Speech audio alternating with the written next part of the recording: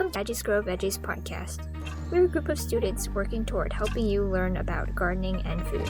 And thanks to our sponsors at the Green Initiative Fund and Aggie Compass at UC Davis for supporting our work. We are grateful for your support. This is part 3 of our 3-part podcast on food access. I'm your host, Stephanie Tsai, and today we're talking about how the pandemic changed how basic needs programs operate during the pandemic. Once again, I am joined by Faith from Aggie Compass. Hello everyone, my name is Faith and I'm a third year MPB major and my pronouns are she, her, hers, and I am the co-manager for Aggie Compass, which is also known as the Basic Needs Center, and our overall goal is to help mitigate the effects of food and housing insecurity on campus. Next, Sergio from the Pantry. Hey y'all, my name is Sergio. I use he, him pronouns. I represent the ASUCD Pantry. Our pantry was established to make sure we help students who are struggling financially to make sure that they can actually obtain their degrees from UC Davis by giving them the basic necessities they deserve to have, like food, toiletries, like soap, toothpaste, toilet paper, and all that good stuff. And now, Jiana from the UC Davis Student Farm Fresh Focus program. Hi, my name is Jiana. I use she, her pronouns, and I'm representing my program at the student farm, at the UCD student farm called Fresh Focus, which is a food access program in our student farm. And finally, Sam, an intern at the UC Davis student farm and representative of Stop Waste. Hi, I'm Sam. I'm a third-year environmental science major. I use she, her pronouns, and the organization I'm representing is for a program called Stop Waste, which is a public agency in Alameda that focuses on reducing food waste at the household level and collaborating with local organizations to increase community resilience to climate change. With the pandemic, many businesses and organizations had to adapt to new and ever-changing health guidelines. The basic needs programs at UC Davis are no exception. So I kind of had a few questions for all of you, and I was really curious about how the COVID pandemic affected your program and maybe like how it affected you. Because this has been like a really weird year, especially when you'd expect like a lot more students on campus on a normal year, and they would be like going through buildings and picking up food directly. And how have things been changing? Anyone could go. Sure, I would love to go. That's a great question again, and definitely COVID pandemic has changed the pantry's very own distribution model. You know, we used to have an equal distribution model where people could come in and get the same amount of items as every other student. So everyone had an equal amount of set items they could get from the pantry. But now we moved on to a more equitable distribution model where students could get as much as they want on how many days they want during our distribution days. So I don't have the experience of what it's like to work on a normal time because I'm a first year here on campus. So definitely I only have this experience, but what I can say is it's definitely helped a lot of students get the resources they need. And right now our program is a grab and go program. So basically you order online, you come to the pantry and you grab your items and, don't have to interact with that many people, to keep people safe from COVID-19. So that's how we adapted during our pandemic. We've also managed to stay open, 5 days of the week during the school days. So definitely let people know that we're open because I don't know if that many people know. And yeah, so that's something that COVID changed for the pantry. Interesting. Yeah, so I'm like now a 5th year, and I visited the pantry a couple times before, and like I remember like standing. It's usually like a bit of a long line. Like I've been there when it was in Freeborn Hall, and then once and a few times when it moved to the MU. I know this is going to be a bit of history, I suppose. So when the pantry was in the Freeborn Hall, I remember it's like kind of like really cramped hallways, and it was kind of hidden underground. and now that's in the MU, it's like so much easier to find. And it looks really pretty. For more context about the pantry, it was once located at the basement level of Freeborn Hall, along a narrow, winding stretch of hallway. Students used to walk past old lockers and find a small window where the pantry was operating out of. Students running the pantry would hand out at most 3 items that usually varied depending on what was in stock. It had been relocated to operate out of a grocery store-like room in Memorial Union, and now it has been moved again due to renovations. Continue listening to learn more about where it's gone.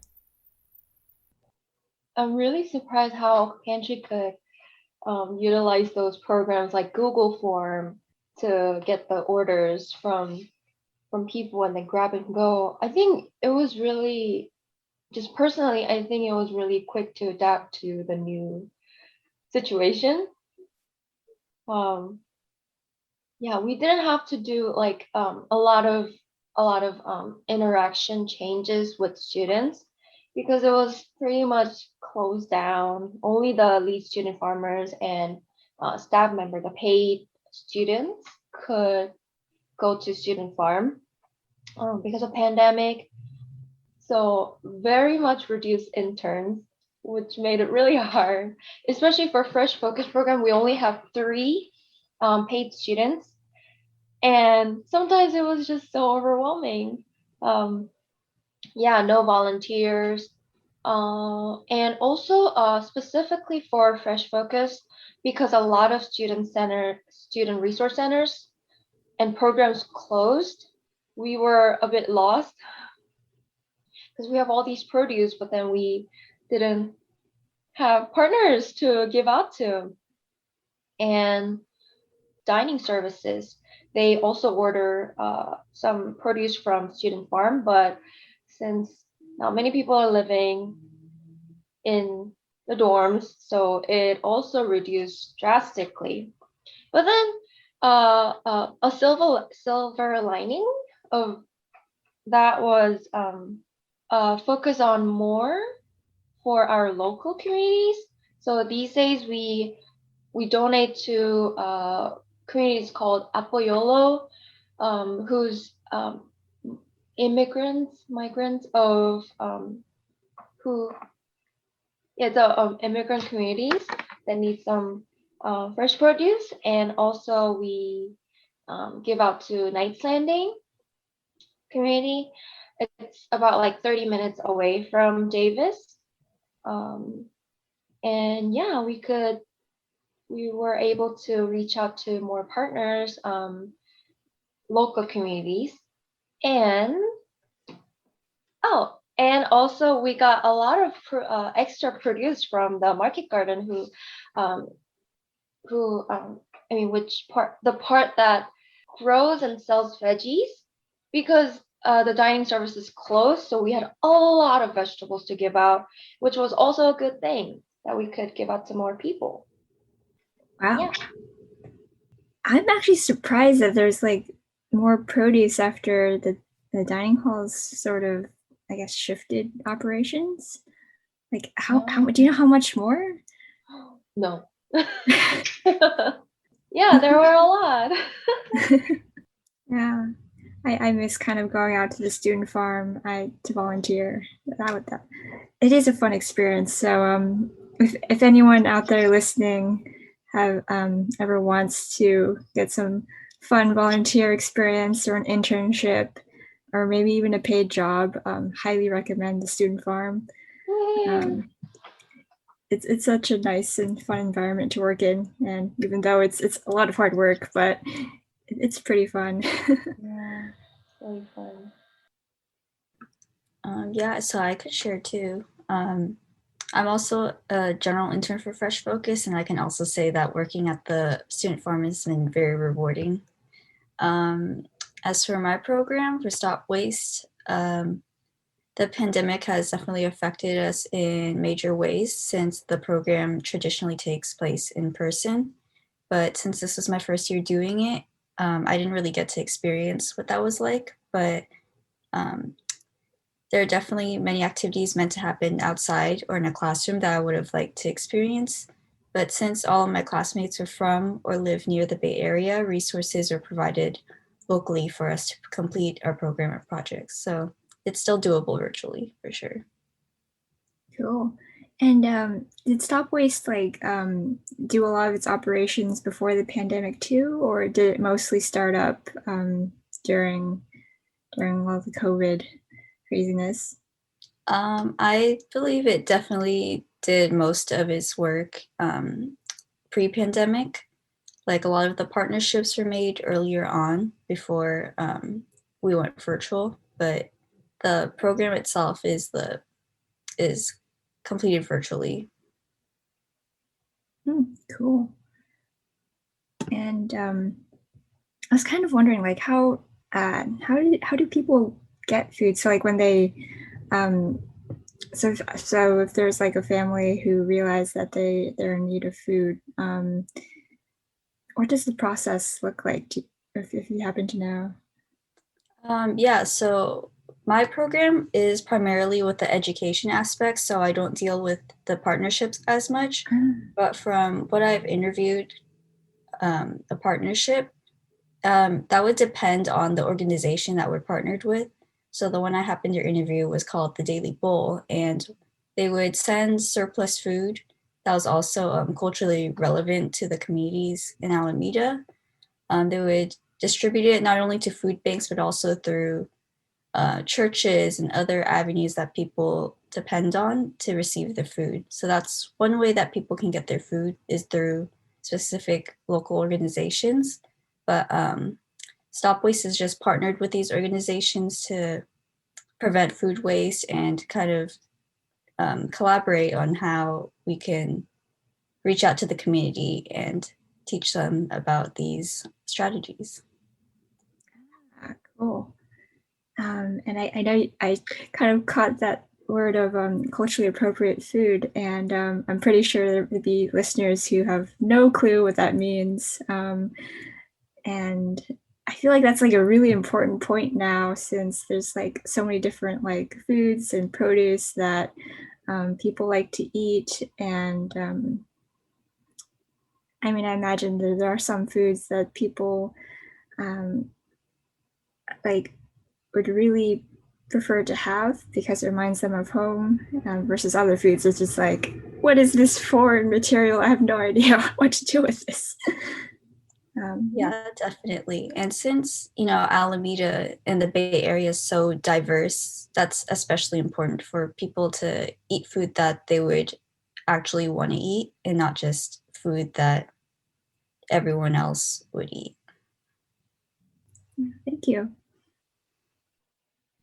I can go. So one of the ways COVID has affected our center is for fruit and veggie up. During winter quarter, it changed because usually they would just come into our center and pick up the fresh fruits and veggies. But now we had over winter quarter, we had it delivered. But now during spring quarter, we have like certain locations where we have students come pick it up, obviously still following CDC guidelines. We also now do have virtual front desk. So most of our student workers are working from home and some of them do work in person. I do a mixture of both. So I do work from home sometimes and I do go to the center. And I think that's about it. Oh, our Cow Fresh program has changed because usually we used to have a Cow Fresh specialist from like the county, but unfortunately he's no longer there and the county called it back due to the pandemic. So right now we don't, because usually students would come in, we would pre-screen and set up an interview with the Cow Fresh person from the county, but now it's more so we screen them and then we set up an interview, or the Yolo County sets up the interview for them. So that's just a little bit dynamic. I mean, there isn't much of a difference with having someone in person because I mean the process is the same, but it's just it was a little bit easier to just like, oh, you have an appointment here instead of doing the calls. But besides that, everything seems to be the same in terms of like our resources hasn't changed. In fact, we've added way more resources than we did prior to the pandemic. So yeah, that's kind of how we've adjusted. Has there been like an increase in students using like Aggie Compass's resources? Yeah, I would like to say yes. Right, there was another question I had. What was it? I think another thing I'm really curious about, and anyone can respond, is like a change in need for people. So what I mean by that is, have you been seeing people who first time users of like a food assistance program or housing program or something like that? Like has there been a population of people who are completely new to this whole idea? I think it's a really, really interesting point, because generally we think like, oh, being poor is something to be shameful, and being not being able to afford food is considered something that you shouldn't really tell other people or really help, like reach out for help. And I also thought about that too, because I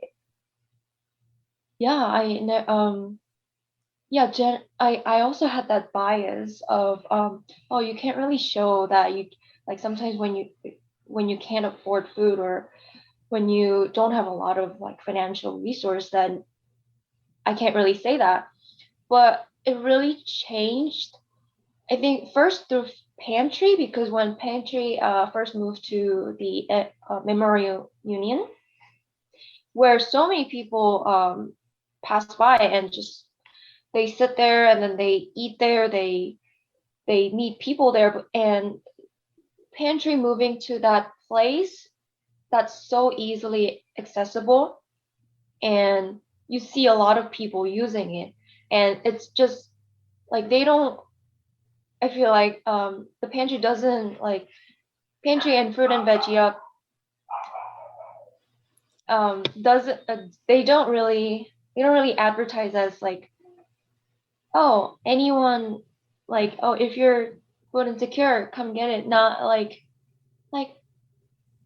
I don't know, it's just like anyone, like really, like, oh, if you have time, just come by.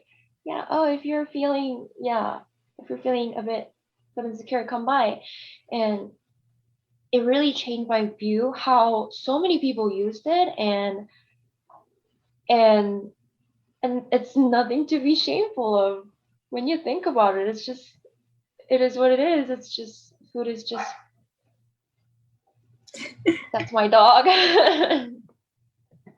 Well, Yeah. So it really, UC Davis and Pantry and food, Fruit and Veggie Up, and a lot of food access programs here, it really changed my view on food and food security. And I think many people should know about that. and just a random question for you again. I'm pretty sure people are wondering, like, what's your dog's name?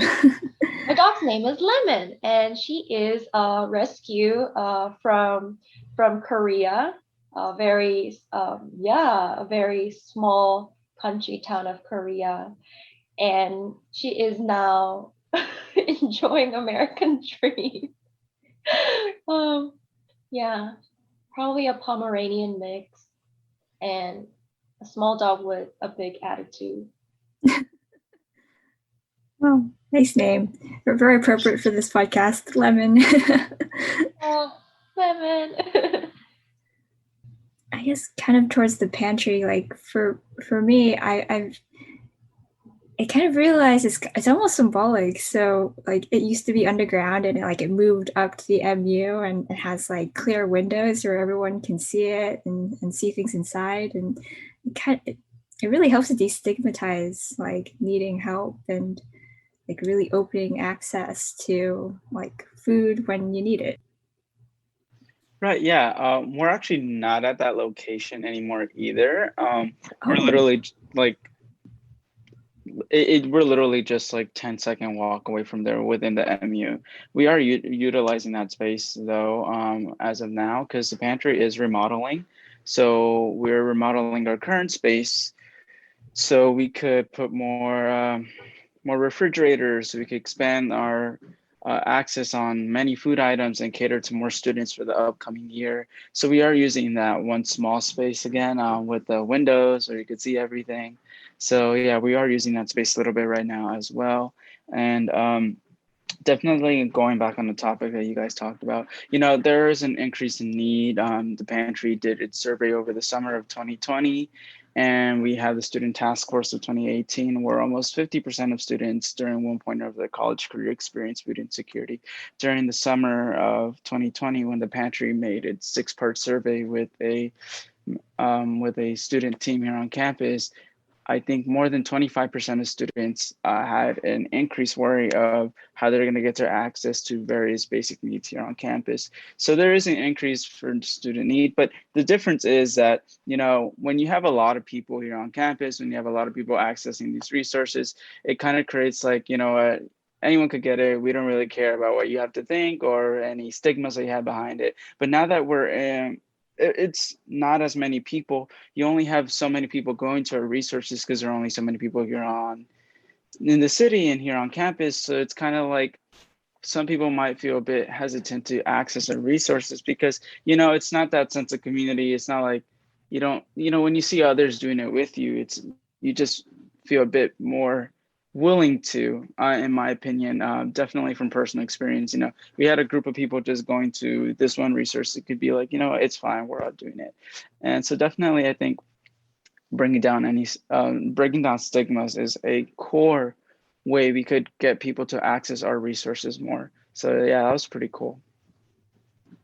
Wow, I didn't even know that the pantry moved. That's nice to know. Thanks again to Faith, Sergio, Jiana, and Sam for joining me in this discussion about basic needs. There's so many hard-working students and staff who help to keep basic needs programs running, and I certainly have a new appreciation for what they all do. If you or someone you know is in need of food or other forms of assistance, first contact Aggie Compass using the links on aggiecompass.ucdavis.edu or leave a message at 530-752-9254. You can easily find resources available to you from there. Thanks for listening, and don't forget to leave us some comments or questions. We appreciate the feedback. See the description for everyone's social media handles and other websites. Don't forget to tune in next time to learn about Davis's Community Fridges, where anyone and everyone can get and exchange free food across the city of Davis.